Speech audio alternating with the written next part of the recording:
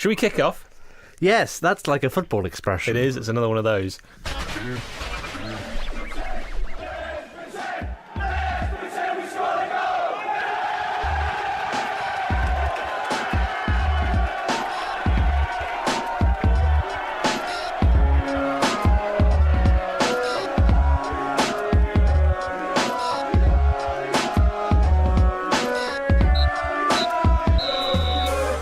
Welcome to Just Not Cricket, a football podcast. My name is Hal Stewart. There it is, yeah. And your name? Oh, yes, it is something else. It's Adam Scott, this week and all others. Thank you very much for being opposite me, Adam. How are you doing today? Do you realise that at some point in the future, somebody will think about you for the very last time? Why are you sharing that? Misery loves company. We ended the last one on quite a large amount of death. Death! Do you know what I've allowed instead? 1 minute 55 seconds for tomfoolery, banter, and shenanigans. Shenanigans. Which I've always thought sounded like an Irish malt whiskey. What about japery? Yeah, we've got some time for some japery. Okay, Adam, you've got a satchel full of voles. Right. A hardened dumpling. Okay, you're getting all of your trademarks out early, I see. And a guinea pig, complete with the prerequisite face. The tasty, tasty face. Which one do you hurl at an angry Wilson Palacios first? You've got to stop the handsome, hungry Honduran at all costs. He's bearing down on you, he's not eaten in 3 hours, and he's brandishing a Finsbury A4 Filofax, the one with room for, 5 credit cards and a small pen. He's got his eyes, his troubled, brooding eyes, on your guinea pig's face. What do? I think I need to give him the voles just so they can be released. Give him the voles. Is that going to be a new catchphrase? That's a new sentence, I love. Give him the voles. When you've got an angry Wilson Palacios bearing down on you, give him the voles. There we are. The mysterious player of mystery. I feel like you're going to get this one. Well, we'll see, won't we?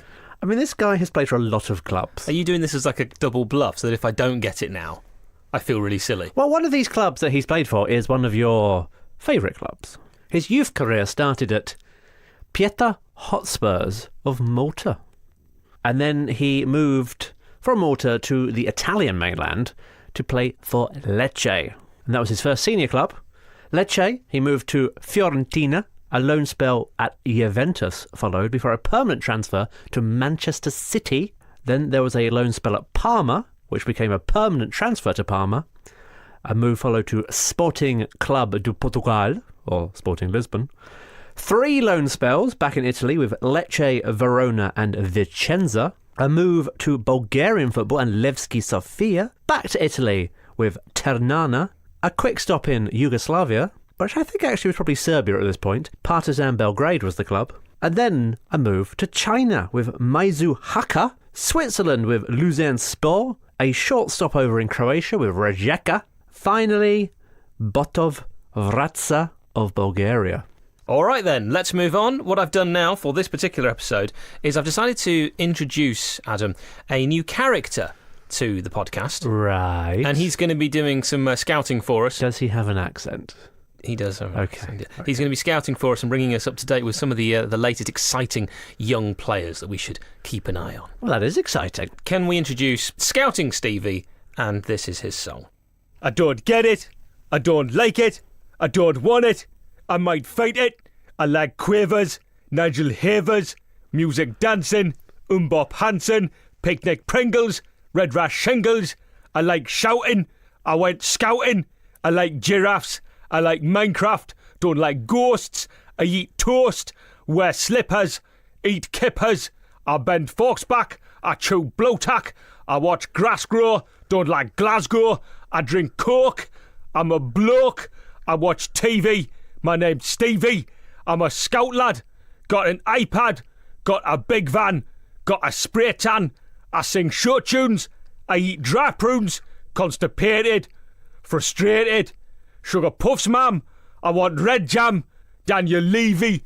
He's not Stevie. I don't get it. I don't like it. I don't want it. I might fight it. Why does he have a big van?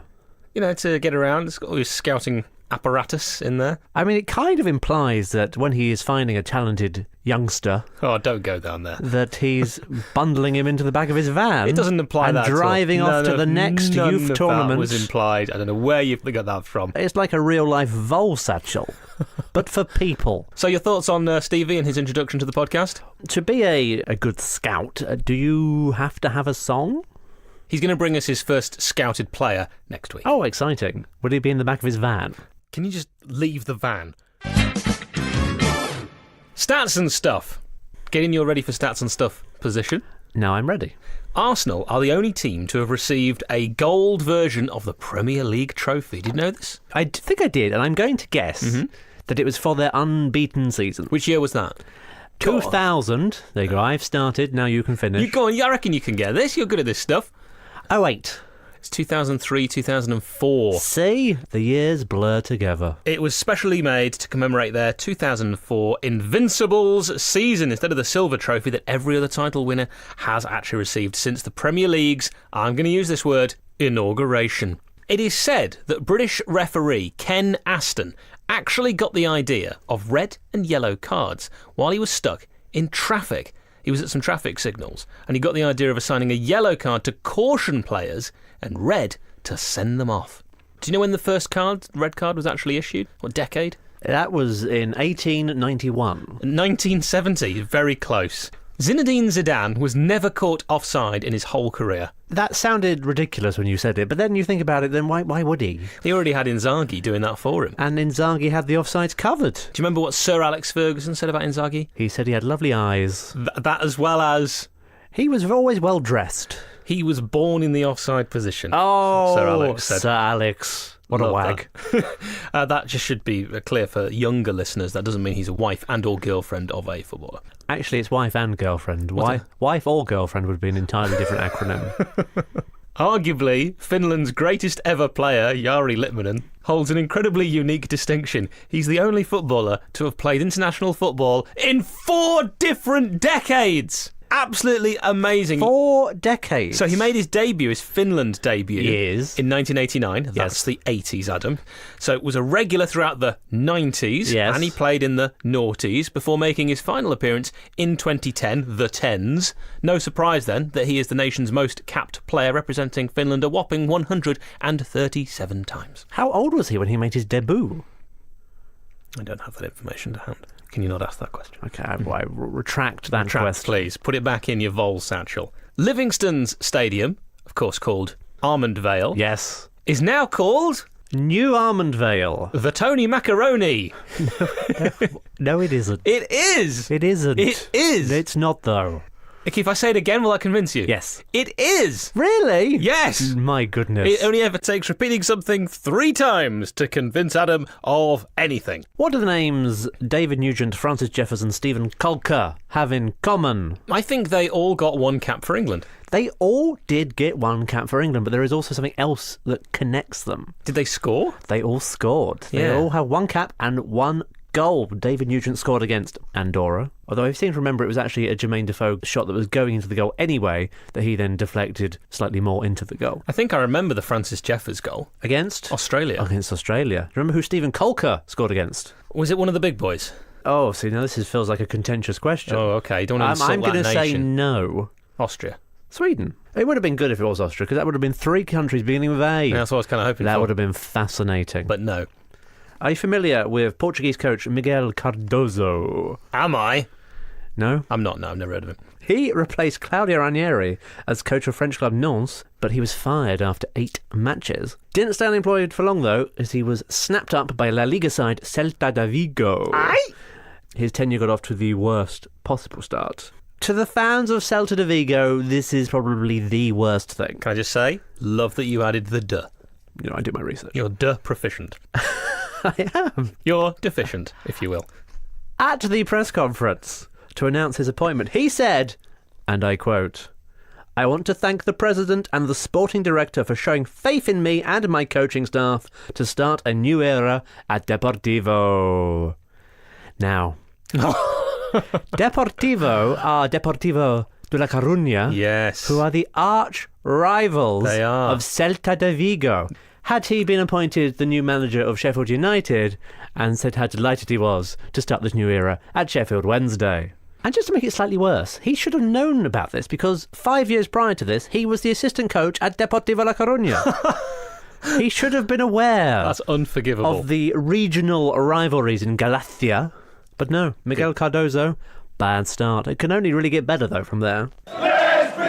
So, Adam, we had a week without fantasy football. And it was glorious. you should have seen the responses. Yeah, none? The natives, they were not happy. Oh, please. They were restless. Really? Pitchforks, Flaming torches? the works. I've brought it back. Chasing voles? Fantasy football. Today, Something about tigers? we are choosing a winger in our 5-a-side, possibly 11-a-side, depending if people like it or Jesper not. Gronkia. Now, again, I give you 3 choices, Mark Overmars. and you need to choose one of the 3. Okay. And you've still not guessed any of the ones I've Karol gone with. Poborski. Haven't gone with any of them. Do you want to guess one more, just in case? Andrei Kanchelskis. All over the shop. Oh, Steve Froggatt. Will he be your fantasy, Adam? Steve's styling his soft, mousy blonde hair with a big, sexy comb, winking and cooing in the style of a Randy Peacock. He's wearing an alluring collection of items. First, you notice the fluffy pink dice around his sweat-stained neck, black leather underpants, and on his legs he's fashioned 2 knee braces, each one decorated to look like the face of James May. does Steve Froggatt have blonde hair? What would you describe it as? Brown? His mousy brown hair, then. Just replace that bit. Shouldn't influence too much your ultimate decision. Trevor Sinclair. He's wrapped in bacon, chewing a length of royal purple knitting yarn and receiving a fish pedicure. He's frantically reading a pamphlet about fracking and hypnotically thrusting his hips in the direction of northwest. Or will it be Stuart Ripley, who's sipping a thermal flask of Bovril, sneezing in time to the music video from Bucks Fizz, Making Your Mind Up, and cupping his dumplings? No, isn't a pedicure when you get your nails done? That's a manicure, the hand one. Pedicure's the feet. So nails is But the fish don't do the nails. No, I said pedicure. Yeah. That's your feet. You've got nails on your feet? They chew the dead skin of the feet. But isn't that called something else? It's called a fish pedicure. Are you sure? No, I haven't got a clue. So maybe the fish are chewing his nails. Oh, that's novel. Okay, so you've got a problem with Steve Froggatt's hair. Yeah. The act that Trevor Sinclair is enjoying. Anything concerning you about Stuart Ripley? Oh, everything. The Stuart Ripley, experience. Yeah. That could be a ride. It could. If we don't build it, Alton Towers will. So who are you going with? Super Trevor Sinclair. I knew you'd pick Trevor Sinclair. Is that because he scored one of the greatest FA Cup goals ever for Queen's Park Rangers against Barnsley, or because he played so spectacularly whenever he pulled on an England shirt, Yeah, those things. or his unmemorable time at West Ham? Yeah, all of the above. All right. Do you want to hear about Jose Mourinho? Jose Mourinho. Is it Jose or Jose? Jose. Are you sure? Yeah, Spanish is Jose, Portuguese is Jose. But he spent a lot of time in Spain. Maybe he adjusted. What, changed his name? Yes. Is that what happens when you move abroad? Well, you're not changing your name, you're just changing the pronunciation. What, so if you moved to Poland, you'd be Adamski? Yes. Thanks for clearing that up. There you go. What would I be if I went to Germany? Dead meat. Why? I just don't think they'd take to you. Oh, you really think the nation would dislike me? Yeah. All right, fair You enough. have a way about you. Why just Germany? You put people's backs up. Okay, just Germany actually, or should I spread that further? Well, there is I've never been to Germany, so I can't comment from personal experience, but there is a rumour that they are humourless. You try to be funny. So they wouldn't like me because I'm too funny. Yes. Thank you. It's the nicest thing you've ever said to me. I'm now really conscious about how I say his name. Jose Mourinho. Do you know his coaching career started as a youth coach at his hometown club, Vitória Setúbal? Did you know that? I did, because I read his book. He would become an assistant coach at Estrela de Amadora, then a scout at Ovarense. I don't know whether he had a song or a van. Scouting Stevie. You're really fixating on the van. It's creepy, is what it is. Just lots of people own vans. Doesn't mean they're picking up children from fields. You could put anything in a van. You could put a satchel full of voles in there. I mean, why would you need a satchel if you've got a van? Good point. In 1992, the stars aligned for Jose when Bobby Robson was appointed the coach of Sporting Lisbon. And Sir Bob needed a local coach with good knowledge of English to assist him, and it was Mourinho who got that God is good Gig! See what I did? That's a throwback. Yeah, it's called a callback. A throwback is something else. Robson was sadly sacked in December of the following year, despite Sporting being on top of the Portuguese league at that time, but he was immediately snapped up by FC Porto, and with him went Mourinho. In 2 seasons, they won 2 league titles, 2 domestic cups, and 3 Super Cups. And then Barcelona came calling. Here Mourinho became much more involved with management. Robson handled the attacking side of the coaching and was a skilled man-manager, while Mourinho took control of the defensive drills and tactical analysis. Together they added 3 more trophies to the cabinet: the Copa del Rey, the Spanish Super Cup, and the Cup Winners' Cup. Do you remember the Cup Winners' Cup? I loved the Cup Winners' Cup. It was a good one, wasn't it? Bring it back. It was a good one. Yeah, it was one of the good ones. You know, the Intertoto Cup, not so much. Yeah. But the Cup Winners' Cup, the Anglo-Italian Cup, the Zenith Data Systems Cup, bring them all back. All of them. All of them. All at once. So yeah, he won them. Good. Bob Robson moved on shortly after this, but Mourinho stayed on as assistant coach to his replacement, who was... Louis van Gaal. Louis van Gaal. You know when he won the Cup with Manchester United at the end of his spell? Yes. There was a picture of him and his wife brandishing the cup. Yes. And I think that the newspaper... Branded it, what, like a knife? No, holding it. And I think that the newspapers really missed a trick. The headline should have been 2 Gaals, 1 cup. I don't know that reference. Of course you don't. You've got the internet. Jose Mourinho, Jose Mourinho, if you will, I will, because it's his name.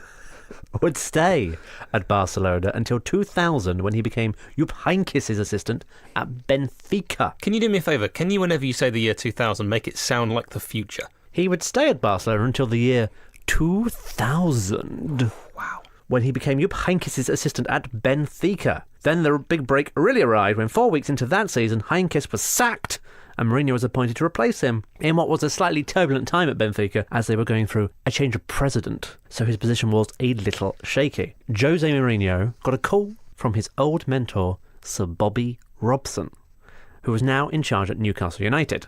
Sir Bob wanted to put the band back together and offered Mourinho a deal: come and be his assistant at St James's Park, and after 2 years, Sir Bobby would step aside and Mourinho would be allowed to take charge of Newcastle. Jose declined this offer.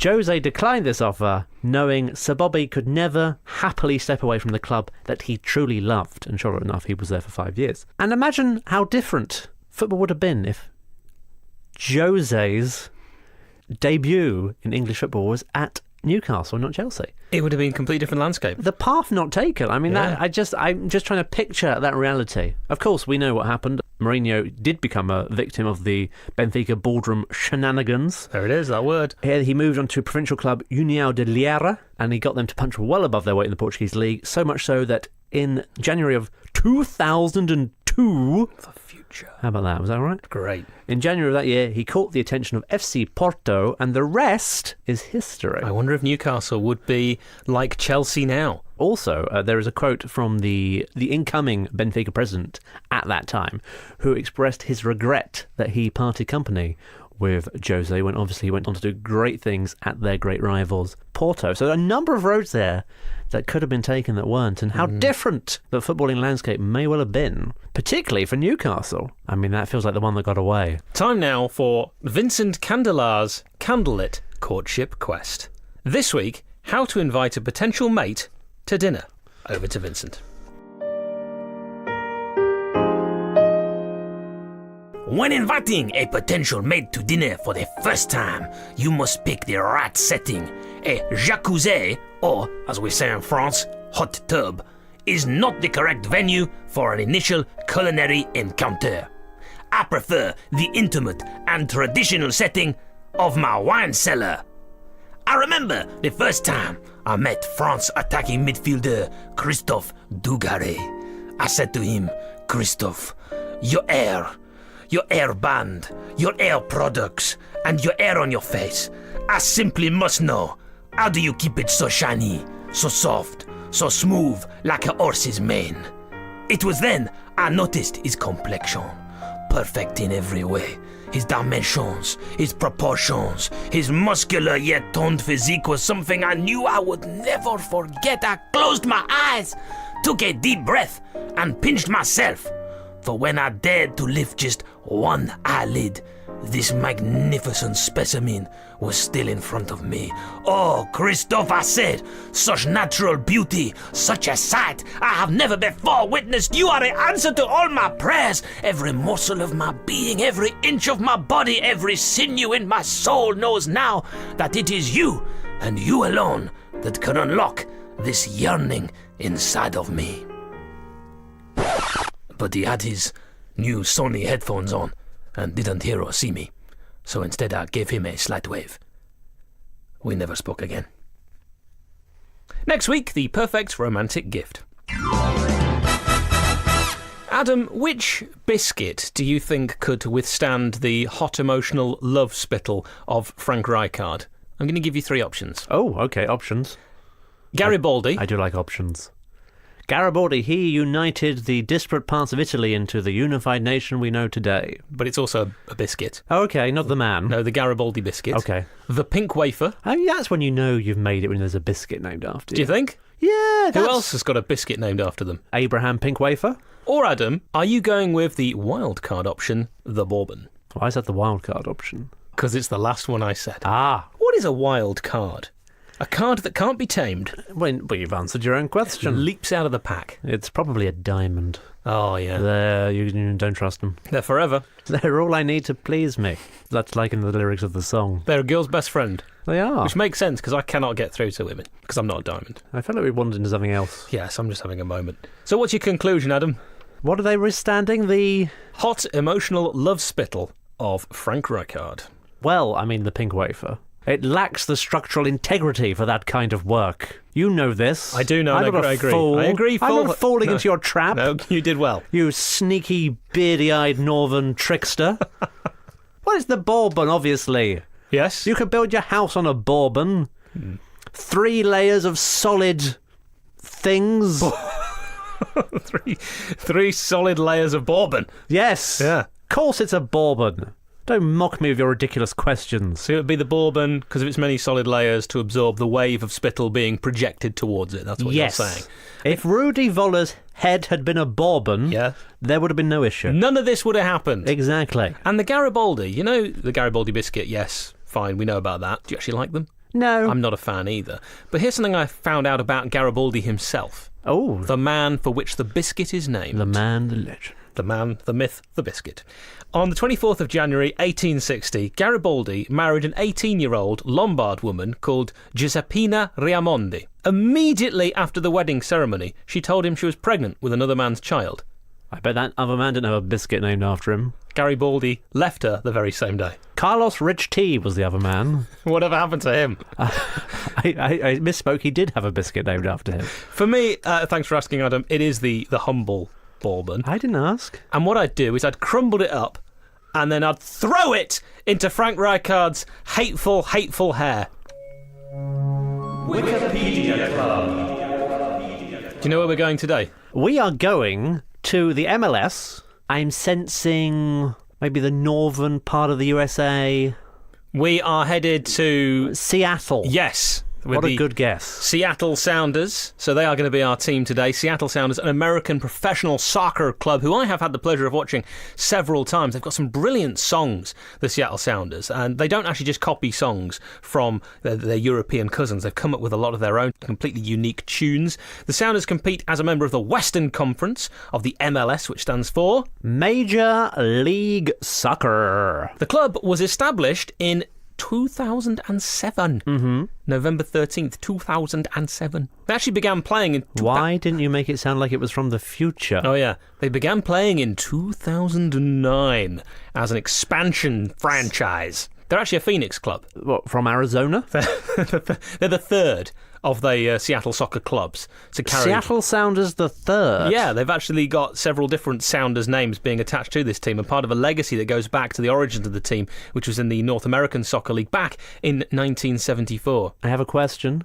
What is a sounder? Puget Sound is in the area, so it might be something to do with that. Oh, that sounds... Yes. It's probably pretty good. Someone from that... Is it the stadium in that area? The CenturyLink Field is right next to what was previously called Safeco Field, which is the baseball stadium. They're all in the same area. They don't have a basketball team, a male basketball team. They've got a WNBA team, but they don't have an NBA team anymore. The Seattle Supersonics are no longer there. No one cares about this. The US Open Cup, they've won that four times. Care. Where did the Supersonics go? The Supersonics became the Oklahoma City Thunder. See, that's strange, isn't it? Yeah. Can you imagine something like that happening in the U of K? Well, it has. What, with Wimbledon? Yes. And how well that was received? It's not gone down well, but at the moment, or maybe later or in the past, MK Dons top of the league. Indeed. But below Wimbledon. So what you're saying is it's all fine? No, because Wimbledon, they had this massively, had to start again. MK Dons had a huge head start, and Wimbledon are actually above them in league structure at the moment. So, no, it hasn't worked out. You're absolutely right. They've also won the Supporters' Shield, won that in 2014, the MLS Cup in 2016. Can I ask, for the benefit of those that may not know, what is the Supporters' Shield? Because it sounds like an award you get for having the most supporters. It would actually be the equivalent of winning the league. The team with the most points in the regular season gets the Supporters' Shield because they don't do it the way that we do it in England. Because they have playoffs, don't they? They have the American football structure. So it's not necessarily the team that wins the league title, it's just the team with the most points. Yes, then you go into the playoffs, and then if you win in the playoffs, it's like the Super Bowl. You win the whole thing. The team was qualified for the playoffs in each of its 10 seasons. Well, now 11, and competed in the CONCACAF Champions League 5 times, advancing to the semi-final round just the once. They set an MLS record for average attendance during their first 8 seasons. The Sounders are ranked as the most valuable franchise in North America. Their big rivals are Portland Timbers. Correct. Oh, there you go. Well, geographically, Portland's just below Seattle, isn't it? Is it? I thought it was way over there. Where were you just pointing? It's on the west coast. Oregon? I thought Seattle was more in the middle. No, it's right on the west, just next to Alaska. Oh, didn't know that. Yeah. And Vancouver, of course, also their rivals, because just above Seattle, you've got Canada. That's where that sits. The Sounders play their home league matches at CenturyLink Field with a reduced capacity from the NFL. The NFL, it can be 72,000, but for a Sounders game, it's 41,000. That's all-seater. I've been several times to watch games there. It's a fabulous experience. Along with several organised groups, they have a 53-member marching band called the Sound Wave, and they actually have a microphone and a drum, and they orchestrate all the noise, of which is pretty ferocious. Soundwave was also a Transformer in the Transformers franchise. Former players: Clint Deuce Dempsey, the rapper. Deuce was his nickname. Deuce. Obafemi Martins. Freddie Ljungberg. Really? The most handsome man. Full stop. Ever. Tyrone Mears. Preston North End legend. Burnley as well. Freddie Montero. A Colombian striker. Know where he is now? Sporting Lisbon. Jimmy Traore. Really? Burnley fans are fond of him. DeAndre Yedlin came actually through the youth system. I think the Sounders have probably the best youth setup in the MLS. He's one of their own. He's one of their own. But now he's not anymore. And Steve Zakuani. Now, you have a story about Steve Zakuani. I bought his book. I'm just going to have a little sit down. Yeah, a little sit down. You do your thing. I bought his book, and you know how you can now contact people via social media? Can you? Yeah, you can just sort of tweet them. I was not informed of this. Message them on Facebook. Can people message me? No. Oh, good. I've read his book, and I messaged him and said, Steve, I'm just reading your book, really like it. I'm in Seattle on holiday, love to meet you. Thinking that I'm never going to hear back from him. Not only did I hear back from Steve Zakuani, he said where we should meet, and myself and my wife went and met him at this restaurant. He bought us a meal, and he gave me a signed shirt. What a guy. And he gave you a lift back in his big van. He also has a charity. Definitely look it up. I've donated to it. I have to say, of all the professional footballers I've met, and Adam, this isn't bragging or boasting. I've met a lot of professional footballers. No, that's not. Listener, that's not bragging or boasting. He's you the know nicest. That because he said so. Steve Zakuani, the nicest. He's got a movie being made about him at the moment, which will be released on his birthday. So that is our Wikipedia Club for today.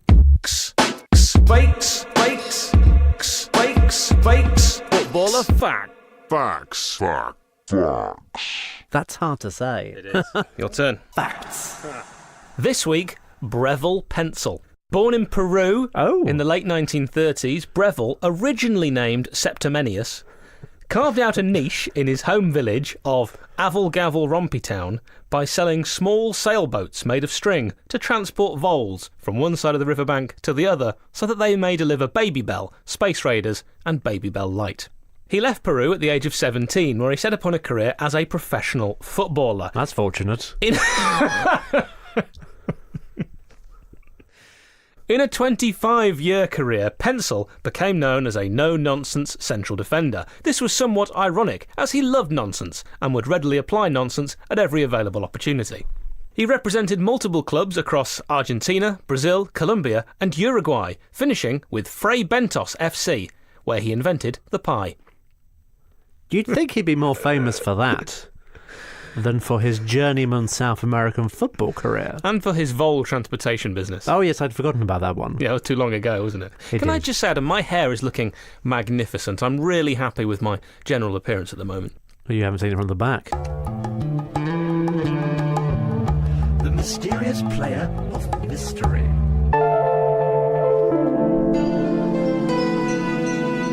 I love that bit at the end. The do-do-do-do. That's a good bit, isn't it? The I know, that's music's my favourite bit. Really, really, really nice. Wonderful music we've had made. What's the name of the guy who made it? I was trying to give him a shout out. What, your close personal friend? Oh, I know his real name. Oh, is he gone by nom de plume? Yeah, Doctor. Doctor. No, hang on, I got to look it up now. Doctor. Oh, Christ.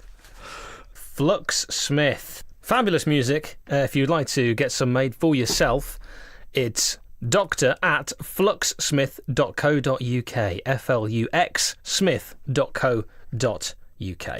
The mysterious player of mystery. And I sense, potentially, you might not immediately have it like you normally do. First club, youth club, Pieter Hotspurs, and I apologise for any Maltese listeners of that pronunciation. There probably should have been a pronunciation warning. Pieter Hotspurs of Malta, before crossing the sea to southern Italy and signing with his first professional team, Lecce. A move then followed to Fiorentina, a loan spell at Juventus, before a big money move to Manchester City. From there he was loaned to Parma, a deal that was made permanent, and then a move to Portugal with Sporting Lisbon. There followed 3 loan spells back in Italy with Lecce, Verona and Vicenza before a permanent transfer to Bulgaria and Levski Sofia. Another move back to Italy with Ternana, and then a transfer to Serbia and Partizan Belgrade before he left Europe behind for a short spell in China with Meizu Haka. Back to Europe and Switzerland with Luzern Sport, a very short spell in Croatian football with Rijeka. The current club at time of talking, Botev Vratsa of Bulgaria. Bodjanov? Yes. Is it? Yes.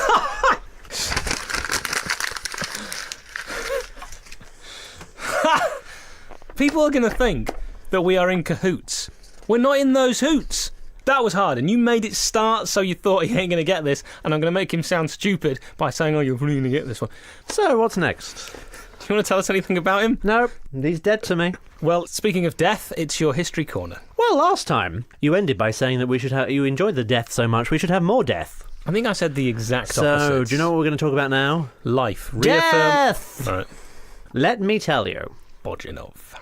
I believe you mentioned the curious case of a Mr. Jack Daniels and how he passed on. Yes, stubbed his toe. Yes, stubbed his toe yeah. and died. Yep. He wasn't alone in this. Oh, in the stubbing toe death? No. All right.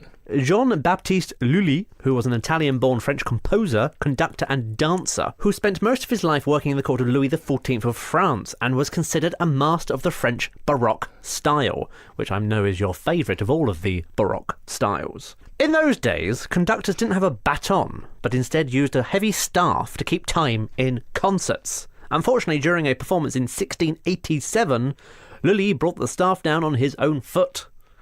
A fairly innocuous accident that became much more serious when the wound developed gangrene, which, as you know, is the worst of all the greens. They gang up, do they? They do. He was told that leg, it had to come off. Oh. And he said, no. Because, as mentioned, he was also French? and a dancer, and he was worried, probably rightly so, that having only one leg might impinge upon his dancing. So he refused, and therefore the gangrene spread to the rest of his body, and he died. Which also impinged on his dancing, I would imagine. See, this is it. It probably did. There's a moral there, people. Don't be so stubborn. Now you, in your professional capacity, often have to get up early. Yes, so do you. It wasn't an accusation. I put it to you, sir. You were right on the defensive then. I don't know why. Yeah, I get up early. What of it? And there are other jobs as well. I mean, we do not do the same job as this person. There are other jobs where you also have to be very punctual and early. We don't do the same job as each other. This is true. You are a grave digger. You mean I am a digger and I'm just not happy about it? Yeah, you take it very seriously. Sam Wardell. He was a lamplighter in the New York town of Flatbush in the mid-1880s. He lit the street lamps at night and had to be up at the literal crack of dawn to put them out again. That was his job, so punctuality was pretty important. They did have alarm clocks, but Waddell wasn't taking any chances with his. Instead, he went full Wallace and Gromit and hooked the clock up to a shelf by a wire. He then placed a massive great rock on the shelf, so when the alarm struck, the shelf fell and the rock hit the ground, and therefore he'd also be woken up if he'd stepped through the original alarm. Sam was rightfully proud of his invention, and during a Christmas Eve party he hosted, he brought the contraption out to show all his friends. Unfortunately, when he returned it to its rightful place, he was both a bit tired and a little bit tipsy, so he didn't quite position it correctly. Uh-oh. So when the alarm went off the next morning, he was working on Christmas Day, I mean, what a good man. The alarm went off the next morning, the shelf fell, and the big old rock also fell right on his head, killing him instantly. Talking of irony, let me tell you about Major General John Sedgwick, who commanded the 6th Corps of the Union's Army of the Potomac during the American Civil War. In May 1864, at the beginning of the Battle of Spotsylvania Courthouse, Sedgwick's corps was arrayed against the Confederate left flank. In preparation for the battle, the general was overseeing the placement of his cannons when the activity caught the attention of a number of Confederate sharpshooters. From about 1,000 yards away, these snipers started firing, sending the artillerymen and the general staff scattering in all directions. The general was furious, shouting, "Why are you dodging like this? They couldn't hit an elephant at this distance." Sure enough, barely had the words left his mouth that he was promptly shot in the face. No. And that was the ironic end of the highest-ranking member of the Union Army to die in combat during the entire American Civil War. I mean, the literal famous last words. Yeah. And staying in the United States, we have, and this is a great name, that I don't think I'm going to pronounce right, because I have never seen this array of letters before. We have Clement Vallandigham, who was an Ohio politician and leader of the Copperhead faction of anti-war Democrats during the American Civil War. He served 2 terms in the United States House of Representatives, and in 1863 he was convicted at an army court-martial of opposing the war and exiled to the Confederacy. He ran for governor of Ohio in 1863 from exile in Canada, but was defeated. So he was quite well known in political circles. He was also a lawyer, and in 1871 was defending a man named Thomas McGeehan, who was accused of murdering someone in a barroom brawl. Oh. I mean, you've been in a few of those. They get a bit feisty. Some of them can get out of hand. I mean, someone threw a chair. Good Lord. Next thing you know, you're all underneath a chair. Well, this escalated because this victim, he was shot. That escalates. He brought a gun to a chair fight. Vallandigham attempted to prove that the victim, Tom Myers, had in fact accidentally shot himself while drawing his pistol from his pocket. And being very thorough, to prove this, he demonstrated how such an event could occur by taking a pistol and doing the same. Unfortunately, the pistol he chose was loaded, and he did in fact accidentally shoot himself in the stomach, dying the next day from the wound. But I always like to end on a happy note. That has not been proven. You have no previous. Because of this event, Thomas McGeehan, the man he was defending, the accused, was acquitted and released from custody, and therefore not tried with the murder of this chap in a barroom brawl. He was to be shot and killed 4 years later in another barroom brawl, but that is by the by.